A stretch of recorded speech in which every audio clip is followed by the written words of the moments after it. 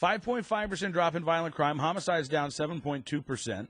I would note that while crime decreased in all sectors of the country, the smallest decrease was seen in the Northeast, which is typically where you find the highest concentration of restrictive gun control laws. But we won't go there. Hey, the one observation I would make for the people listening is that that they say in the report that they've collected information from over 13,000 law enforcement agencies around the country, but as I understand it, there's almost 40,000 law enforcement agencies in the country, so not every agency is participating. Oh, really? This is still a very clear indicator. Yeah. But we need to keep in mind that, and anytime you talk to a statistician, he would tell you you can always manipulate the data. So I think this is great that we're seeing the crime drop, but we need to keep it in a realistic focus as well. Crime's not going away. Budgets are being cut, manpower is being cut, law enforcement's impact on the streets, therefore, going to be reduced. Mm-hmm. It's not going to take much for crime to go back up when we start cutting budgets and throwing people out of jails instead of putting them in jails. We don't need to just celebrate and have a party. Crime's going down, woohoo. We need to stay on top of things. No, you're absolutely right about that. And, what's interesting, Frank, last year obviously was a big year in terms of gun ownership. We had more than 1 million people, I think, become new gun owners last year. And yet we saw the crime rate go down, so that kind of pokes yet another hole in this idea that more guns equal more crime. But you're right; it very well could be that with the cuts coming to public safety budgets, and some of these cuts aren't just coming; they're already here.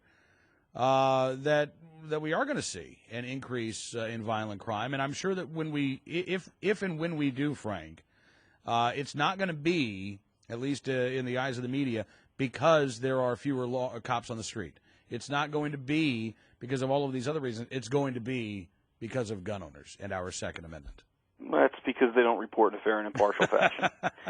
But you're right about this. This is something that people really do need to be concerned about, because these budget cuts are coming. They're here in some cases, and they're severe in a lot of cases. Well, and I don't think we've seen the worst of it yet, to be honest with you. It's nice that we've seen reports about the economy recovering, but in any given day you can look and you can see one news piece about the economy recovering based on this tidbit of information.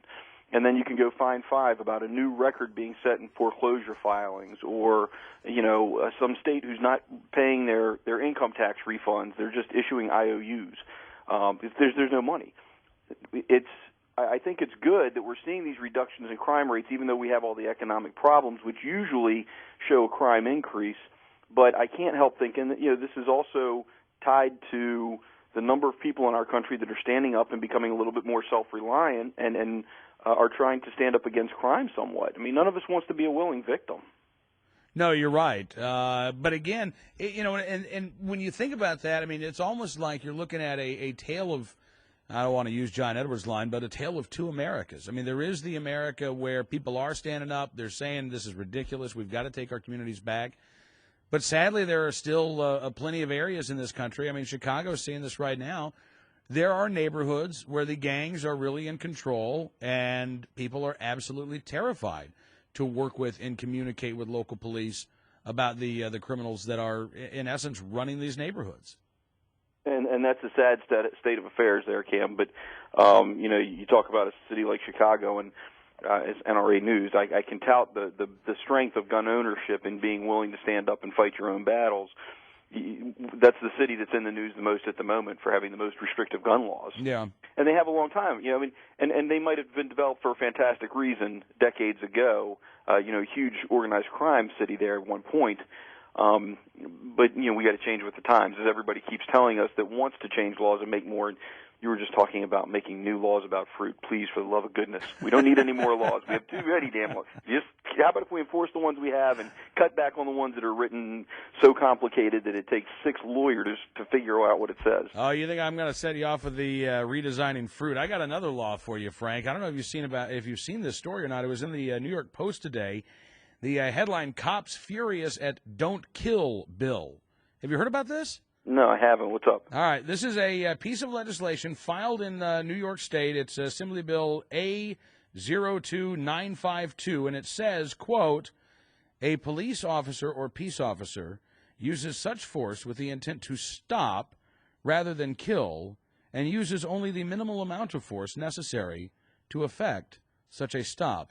In other words, they would be. Cam, I'm sorry, I'm going to interrupt you. Yeah. I think that's fantastic. Yeah. What newspaper's reporting this? New York Post. It's only taken them 25 years. That's what I was taught in the police academy in 1986. Yeah. That minimum force necessary to effect the arrest, and we never ever shoot to kill. We shoot to stop the aggressive act. And do you know why? Because I don't want to pay some dirtbag's family for the rest of my life because I made the mistake of saying I shot him to kill him. That wasn't my intent. That's not professional. That's not what police officers do. We shoot to stop the aggressive acts. Now, we're trained to shoot center mass because that's our best chance of hitting the target and because that's going to have the most immediate impact. They're going to bleed out the fastest and therefore become incapable of committing those aggressive acts. And if by side effect they die, I'll feel really bad for them. Okay. Well, what would you still say this is fantastic if I say the sponsor of the bill says the intent is that they would be mandated to, quote, shoot a suspect in the arm or the leg? Oh, well, now we have a problem because he's watched too much TV. Yeah. And if I've got enough time to worry about that, then I had enough time to do something else besides shoot this guy. Come on. Well, it's interesting. One of the, I guess, Michael Palladino, the president of the Detectives Endowment Association, says this is not realistic. It exists only in cartoons. It's moronic and would create two sets of rules in the streets if there is a gunfight. But yet, Frank, look, this is what happens when you have politicians who really aren't that interested in learning about the hazards of being a police officer in this day and age. They're not really concerned about the nuts and bolts and the nitty-gritty of being a cop. No, they're concerned about getting reelected. Yeah, and you get silly legislation like this. I think, actually, you know what? I think as long as we make some other changes, I'll aim for the arms and legs as long as my duty weapon's a pump shotgun full of double-aught. Because then I'll hit the arm and parts of the torso, and I'll hit the leg and parts of the torso, and okay, great. And that's just as stupid as that legislator who's never had to work behind a badge trying to dictate how law enforcement does their job. If you've never done it, for the love of goodness, don't try to tell people how to do it. Or, look, if you're a legislator, at least, I don't know, talk to some cops before you introduce this bill. I mean... Absolutely. You know what? And I'll say this, and I'll use my dad as the example. My father was a lawyer who became a judge, and he used to really not have any respect for police officers until he went and he rode around with some in really bad parts of the county where he was a judge. Mm-hmm. And doing several of those ride-alongs, he gained a whole new respect for law enforcement. And when I became a police officer, quite honestly, it was a disappointment to my dad. He wanted me to be a lawyer or a doctor or something else. And then he came to me one day, he said, I never realized what you deal with on the street and how much you have to go through and what you do. And it just amazed him, gave him a whole new respect. And if these legislators would go and do those ride-alongs and really give them the impact of it. Oh, sir, you're going to get in my car tonight. Here, put this bulletproof vest on. This bullet-resistant vest on, this body armor. Yeah, I know it's hot. I know but if you get shot, it might save your life. Do what I tell you to do. Duck when I tell you to duck. Run when I tell you to run. Oh, you thought there was no risk involved in this? We were just going to taxi you around? No, that's not how this works. Maybe if they did that, they'd actually think before they put out this moronic stuff. Maybe so. Okay, I'm sorry. I'll get off my rant. Please don't, Frank. Anytime.